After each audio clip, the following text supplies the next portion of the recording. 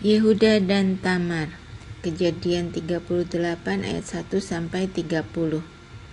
Pada waktu itu, Yehuda meninggalkan saudara-saudaranya dan menumpang pada seorang Adulam yang bernama Hira. Di situ Yehuda melihat anak perempuan seorang Kanaan, nama orang itu ialah Syua. Lalu Yehuda kawin dengan perempuan itu dan menghampirinya. Perempuan itu mengandung lalu melahirkan seorang anak laki-laki dan menamai anak itu Sesudah itu, perempuan itu mengandung lagi lalu melahirkan seorang anak laki-laki dan menamai anak itu Onan. Kemudian perempuan itu melahirkan seorang anak laki-laki sekali lagi dan menamai anak itu Syela. Yehuda sedang berada di Kesib ketika anak itu dilahirkan. Sesudah itu Yehuda mengambil bagi anak sulungnya seorang istri yang bernama Tamar. Tetapi anak sulung Yehuda itu adalah jahat di mata Tuhan, maka Tuhan membunuh dia. Lalu berkatalah Yehuda kepada Onan, "Hampirilah istri kakakmu itu, kawinlah dengan dia sebagai ganti kakakmu, dan bangkitkanlah keturunan bagi kakakmu." Tetapi Onan tahu bahwa bukan ia yang mempunyai keturunannya nanti. Sebab itu setiap kali ia menghampiri istri kakaknya itu, ia membiarkan maninya terbuang, supaya ia jangan memberi keturunan kepada kakaknya. Tetapi yang dilakukannya itu adalah jahat di mata Tuhan, maka Tuhan membunuh dia juga. Lalu berkatalah Yehuda kepada Tamar menantunya itu, "Tinggallah sebagai janda di rumah ayahmu, sampai anakku Syela itu besar." Sebab pikirnya, jangan-jangan ia mati seperti kedua kakaknya itu. Maka pergilah Tamar dan tinggal di rumah ayahnya. Setelah beberapa lama, matilah anak Syua, istri Yehuda.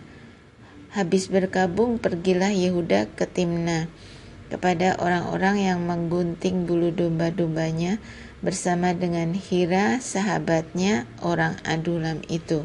Ketika dikabarkan kepada Tamar, "Bapa mertuamu sedang di jalan ke Timna untuk menggunting bulu domba-dombanya," maka ditinggalkannya lah pakaian kejandaannya, ia bertelekung dan berselubung, lalu pergi duduk di pintu masuk ke Enaim yang di jalan ke Timna, karena dilihatnya bahwa Syela telah menjadi besar dan dia tidak diberikan juga kepada Syela itu untuk menjadi istrinya. Ketika Yehuda melihat dia, disangkanya lah dia seorang perempuan sundal, karena ia menutupi mukanya. Lalu berpalinglah Yehuda mendapatkan perempuan yang di pinggir jalan itu serta berkata, "Marilah, aku mau menghampiri engkau," sebab ia tidak tahu bahwa perempuan itu menantunya.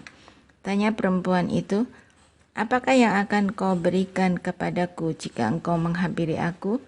Jawabnya, "Aku akan mengirimkan kepadamu seekor anak kambing dari kambing dombaku." Kata perempuan itu, "Asal engkau memberikan tanggungannya sampai engkau mengirimkannya kepadaku."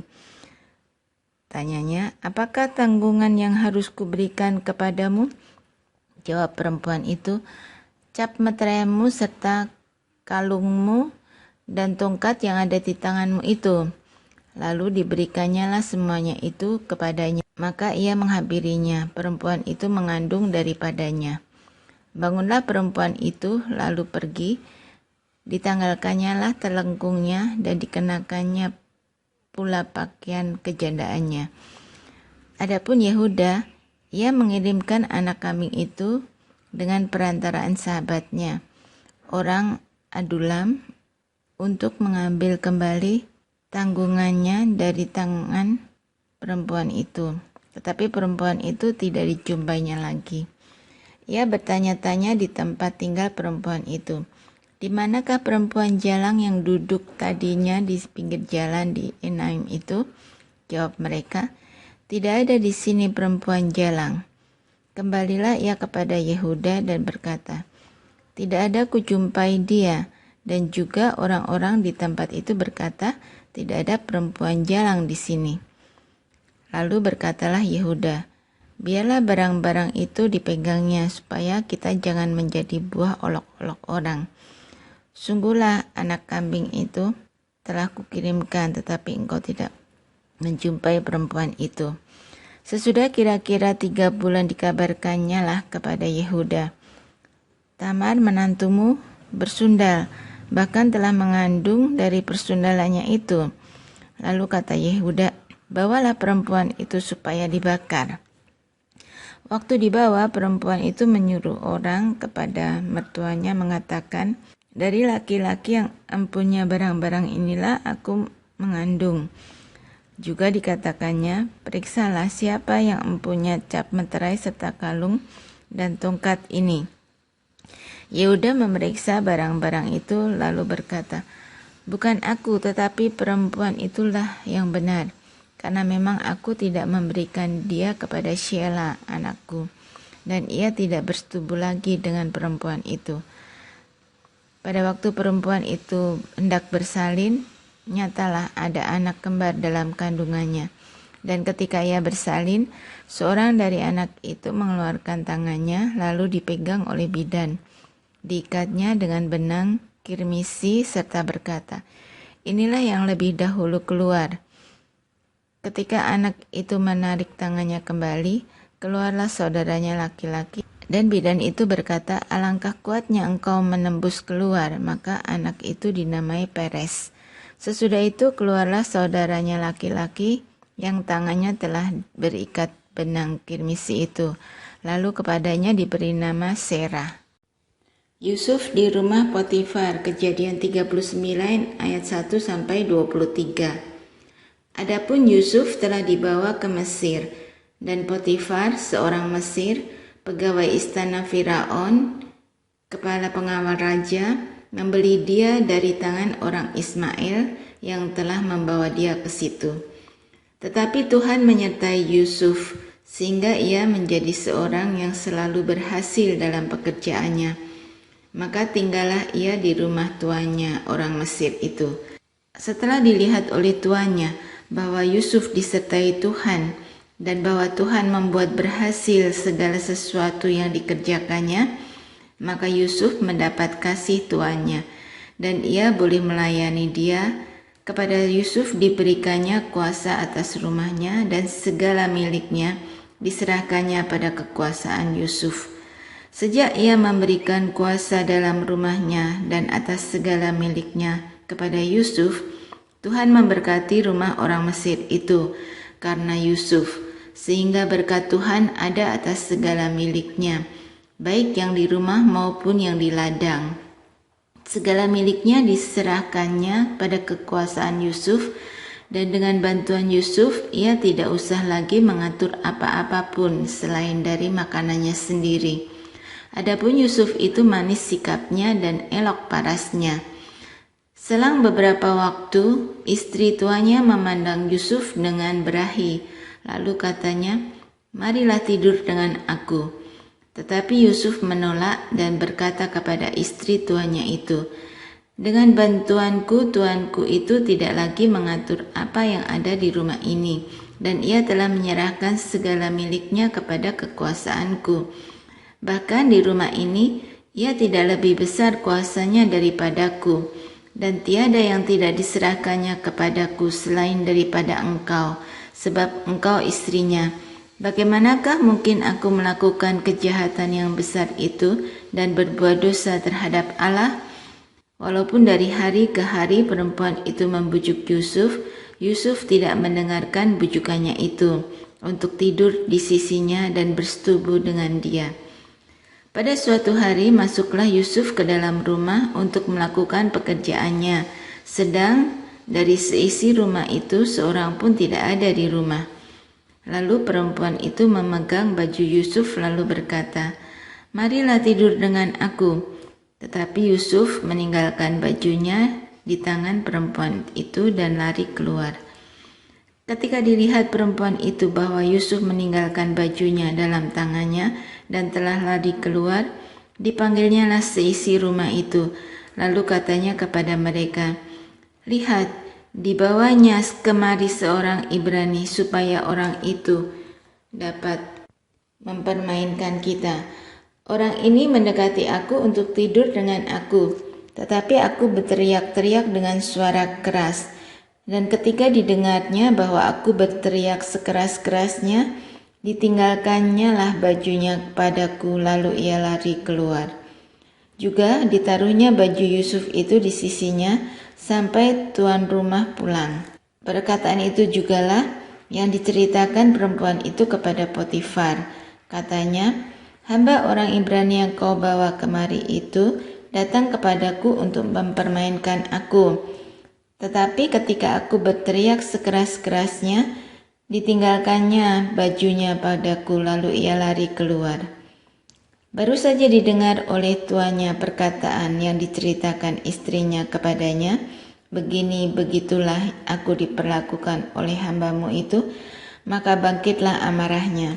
Lalu Yusuf ditangkap oleh tuannya dan dimasukkan ke dalam penjara, tempat tahanan-tahanan raja dikurung. Demikianlah Yusuf dipenjarakan di sana. Tetapi Tuhan menyertai Yusuf dan melimpahkan kasih setianya kepadanya, dan membuat Yusuf kesayangan bagi kepala penjara itu.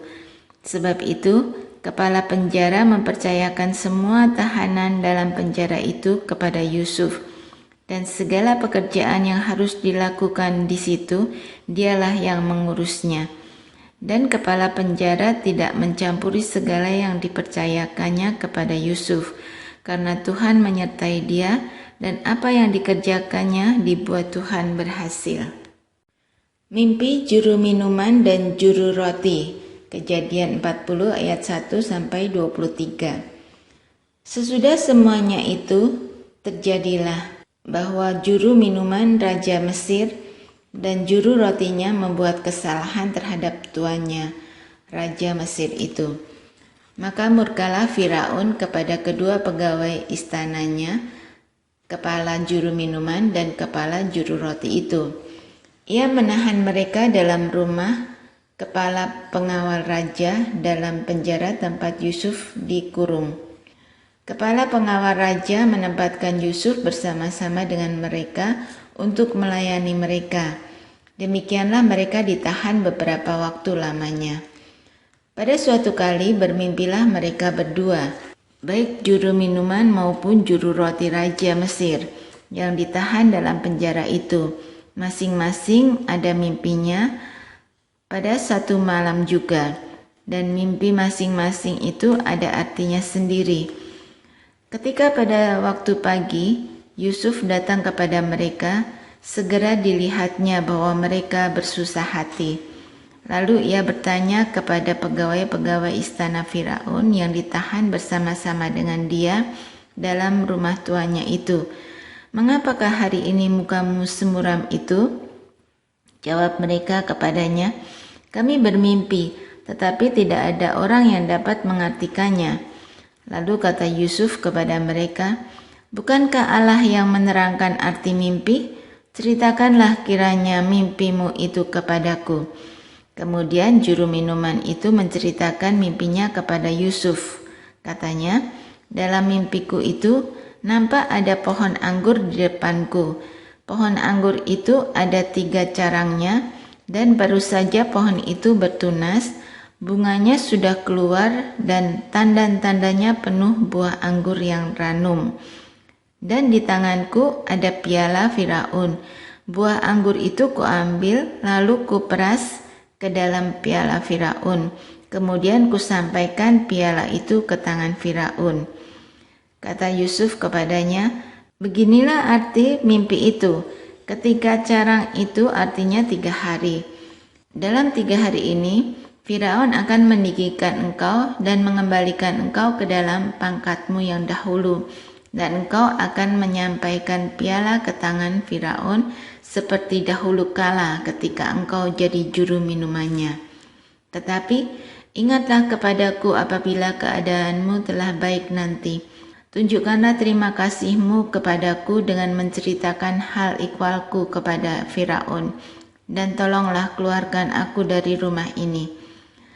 Sebab aku diculik begitu saja dari negeri orang Ibrani, dan di sini pun aku tidak pernah melakukan apa-apa yang menyebabkan aku layak dimasukkan ke dalam liang tutupan ini.